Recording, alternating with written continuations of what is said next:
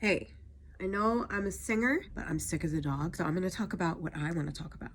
What I want to talk about is Disenchanted. I just watched the first movie to review, and I watched Cinema Therapy, and they do this great episode on Enchanted and how Robert and Giselle find a happy medium. And I feel like that's such a good metaphor to have continued with in this movie. What they learned in the first movie is that happiness isn't in the practical or the fantastical, it's somewhere in between. Like, what two institutions bring with them more fantastical ideas than marriage and motherhood? We're going to be perfect and it's going to be great. And Giselle would totally be that person because she grew up in a fantasy fairy tale land. Everything is so different and so difficult in this new place that she's starting to lose herself. Wouldn't that be better? She's exhausted from her newborn.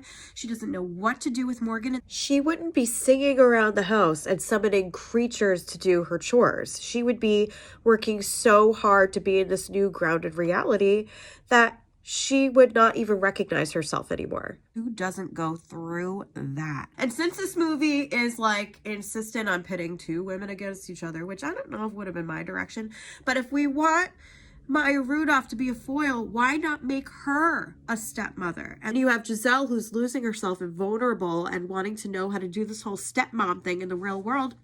There's a real opening there where Maya Rudolph could have slipped right in. And this is exactly where you bring in all that fun, wicked stepmother stuff. Like, under Maya Rudolph's tutelage, maybe Giselle is swinging the pendulum in the other direction, becoming too self-centered, resenting her child. Then I think what they should have done was they should have been invited to like a grand ball in Andalusia, got a sitter for the night, hopped in their wishing well where she meets up with Idina Menzel and James Marsden, and they're dancing and having a great time, and she just feels more alive and more herself than she's felt in a very, very long time. And that's when she takes this wand and wishes, what is it, Monroeville, which is somehow north of Poughkeepsie, even though Poughkeepsie is the last stop on the Hudson line. But anyway, that's when she wishes this place around. And that's when Maya Rudolph becomes this evil queen and talks to the mirror and all that other fun stuff. I mean, it's fun stuff. I just thought it could have been done a little bit more delicately,